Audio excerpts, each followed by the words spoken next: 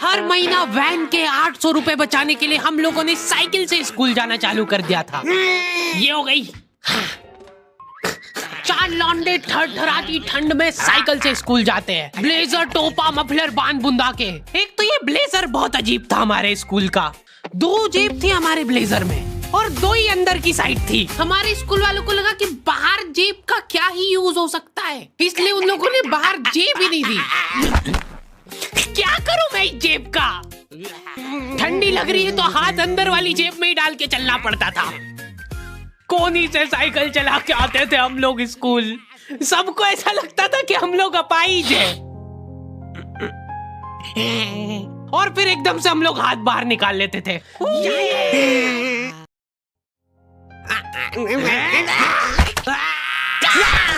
मजाक बना के रख दिया डिसेबिलिटी को।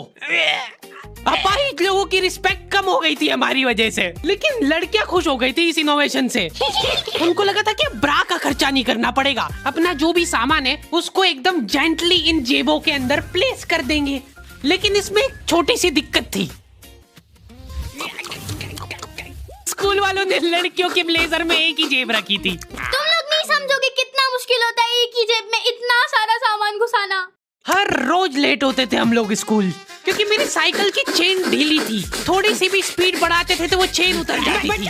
लेकिन पापा ने मेरे को प्रॉपर ट्रेनिंग दे रखी थी चेन चढ़ाने की। एक जना ऐसे खींचेगा टायर, उतने में अपने को पानी से फटाफट कस देना है। ये हो गई टाइट। बैग में पाना पेचकस रख के लाना पड़ता था मेरे को स्कूल, कि कभी भी रास्ते में चेन उतर सकती है। इमेजिन करो एक बार कि तुम चुपचाप वैन में बैठ के जा रहे हो, बीच सड़क में 4 लौंडे साइकिल पलटा के ये फटाफट क्लास में बैठे हुए मेरे को डर बना रहता था कि कोई गलती से मेरा बैग चेक नहीं कर ले। तो आज हम लोग पढ़ेंगे टेंस। सबसे घटिया, वाहियात, नीच टॉपिक लगता था मेरे को टेंस। पास्ट, प्रेजेंट और फ्यूचर तक बात ठीक थी। प्रेजेंट कंटिन्यूअस टेंस क्या होता है? सिंपल पास्ट, पास्ट कंटिन्यूअस, मतलब वो बीत चुका है पर चल भी रहा है। क्या है ये? कितना भी समझ लो इस टॉपिक को, एग्जाम में जाके तुमको अंदाजे से ही सेंटेंस चूज करना पड़ेंगे कि ये सुनने में अच्छा लग रहा है तो यही होगा सही। एग्जाम में इन्विजिलेटर हमको क्वेश्चन पेपर पे कुछ नहीं लिखने देता था। इनको ऐसा लगता था कि हम लोग क्वेश्चन पेपर पे आंसर लिख लिख के चीटिंग करेंगे। लेकिन हमारी क्लास के बच्चे एडवांस हो गए थे, ये पूरी की पूरी आंसर शीट एक्सचेंज कर लेते थे कि तू लिख के दे, को आता है तो। बोर्ड एग्जाम थी यार हमारी, और हमारे स्कूल वाले बोर्ड एग्जाम को बहुत सीरियसली लेते थे। अलकायदा टाइप ट्रेनिंग मिली थी हम लोगों को। एग्जाम देते हुए कहीं से भी बॉम्ब गिर सकता है, लेकिन तुम्हारे हाथ नहीं रुकना चाहिए, चाहे तुमको क्वेश्चन आता हो या ना, कुछ न कुछ लिख के ही आना है। हमारा एक ही मकसद होना चाहिए, आंसर शीट भरना। नहीं आए तो अभी कुछ भी लिख के आ जाओ। मेरे को ये नहीं समझ आता कि मैं कुछ भी कैसे लिख के आ जाऊं, मेरे को आता ही नहीं है, क्या लिखूं मैं? एक तो हमको इतना डरा धमका के भेजा गया था ना सेंटर पे, मैं नर्वसनेस में जाके अपना नाम भूल गया वहां पे। इन्विजिलेटर ने नाम पूछा, मैं सोच रहा हूँ क्या हो सकता है। बेटा नाम तुम्हारा। 2 मिनट। हाँ हेलो मम्मी, मेरा नाम क्या है? बोर्ड एग्जाम के नाम पे इतना डरा दिया था ना स्कूल वालों ने हमको, अच्छों का मुंह निकल जाता है टट्टी के साथ मिक्स होके। तुम लोगों का एक सेंटर आएगा जिसके चारों तरफ सैनिक तैनात रहेंगे। बिना एडमिट कार्ड के वहाँ पे आसपास भी भटकते हुए मत दिख जाना, जिंदा जला देंगे वो लोग। और अगर चीटिंग करते हुए पकड़ा गए तो ना तो तुम हमको जानते हो ना हम तुमको जानते हैं। हम लोग एग्जाम वाले दिन सेंटर पहुंचे तो बच्चों से ज्यादा सिक्योरिटी थी वहाँ पे। आज तक इतनी सिक्योरिटी मैंने एयरपोर्ट पे भी नहीं देखी थी। आर्मी वगैरह खड़ी थी वहाँ पे टैंक लेके। वो सिक्योरिटी वाले एक एक रबड़ का रैपर निकाल के देख रहे थे कि उसके पीछे तो नहीं लिख के लाया कुछ। क्या लिख लूंगा मैं इतनी सी जगह में? लिख भी लिया तो मेरे को ही समझ नहीं आएगा कि क्या लिखा है। कुछ चीजों का मेरे को लॉजिक ही समझ नहीं आया था कि तुम नंबर वाली घड़ी पहन के नहीं जा सकते हो, पहनना है तो कांटे वाली पहनो। उनको शायद शक हो गया था कि ये सारे लोग एक साथ कोऑर्डिनेशन करके बम नहीं फोड़ दे। उधर एक बच्चे की घड़ी का अलार्म बज गया और वो बजता भी बॉम्ब के टाइमर जैसा है। अलकायदा जिंदाबाद। जिस पाउच में तुम सामान ला रहे हो वो भी ट्रांसपेरेंट होना चाहिए। मेरे बैग में से इनको पाने पेचकस मिले थे, क्या जवाब दूं मैं इसका कि क्या यूज में आते हैं ये? उनको वहाँ पे डेमो करके बताना पड़ा कि ये यूज में आता है ये सब आइटम।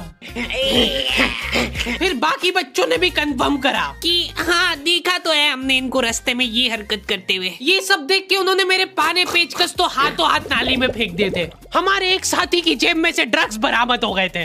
अरे ड्रग्स नहीं है, ये इनहेलर है। इसको ऐसे सूंघते हैं, नाक बंद होती है तो नाक खोलने के बाद भी अगर तुम इनहेलर को पूरी ताकत से सूंघते हो, आंखें दिमाग में ठंडक हो जाएगी तुम्हारे। वो बच्चे नहीं होते जो पूरा साल टाइम पास करते और एग्जाम के एक दिन पहले पढ़ के एग्जाम देने आ जाते हैं। वो बनने की मैं कोशिश ही कर पाया था। सिर्फ मैंने सोचा था आखिरी रात मेरी है, रात भर मैं पूरा सिलेबस चाट जाऊंगा, पर मैं एग्जाम के एक दिन पहले ही बीमार पड़ गया। सर्दी हो गई मेरे को, तो मैंने सोचा ठीक है अभी थोड़ा रेस्ट करते, सुबह उठ के पढ़ाई करेंगे। नाक बंद हो गई भाई, नींद ही नहीं आ रही है। फिर पापा आके मेरे को ट्रिक बताते हैं कि अगर राइट वाली नाक बंद हो रही है ना तो लेफ्ट साइड करवट करके सो जा, फिर गहरी सांस ले, तो ये जो है ना राइट वाली खुल जाएगी और लेफ्ट वाली बंद हो जाएगी। फिर लेफ्ट वाली अगर खोलना है तो राइट साइड करवट करके सो जा। पूरी रात करवटें बदलता रह गया मैं। सुबह रास्ते में जाते जाते पढ़ रहा हूँ मैं, क्योंकि बाकी बच्चे भी यही कर रहे थे। बच्चों को लग रहा है कि भाई जितना हम लोग साल भर में नहीं पढ़े उतना हम लोग रास्ते में जाते हुए पढ़ लेंगे।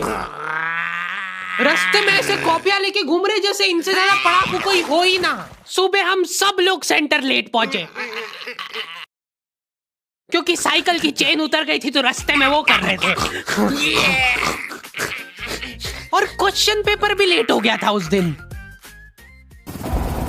क्वेश्चन पेपर Z+ सिक्योरिटी के साथ आता था।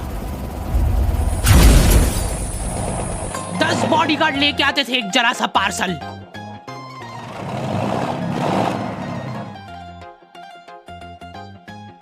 और फिर देने के बाद बोलते थे ये असली पार्सल नहीं है। असली नहीं है तो जोर से भी बोल सकते हो, ये असली पार्सल नहीं है।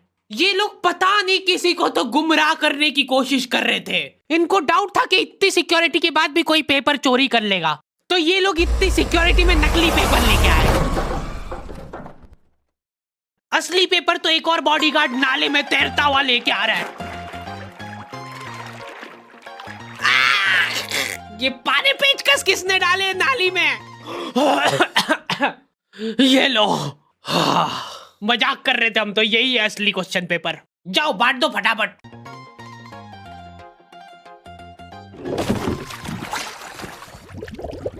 ये अपना आपस में एक दूसरे को गुमराह कर रहे थे।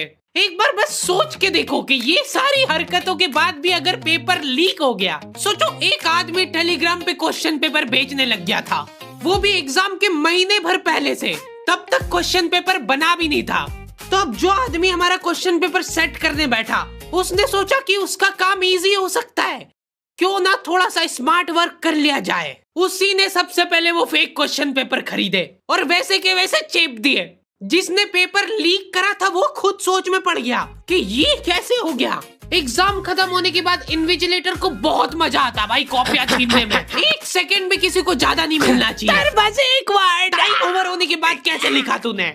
एक बच्चे ने खुद से कॉपी दे दी तो इनको डिसरिस्पेक्टफुल महसूस हो गया था। उसको वापस से कॉपी दे दी कि लिख ले थोड़ी देर और। जैसे ही लिखने लगा वापस छीन ली।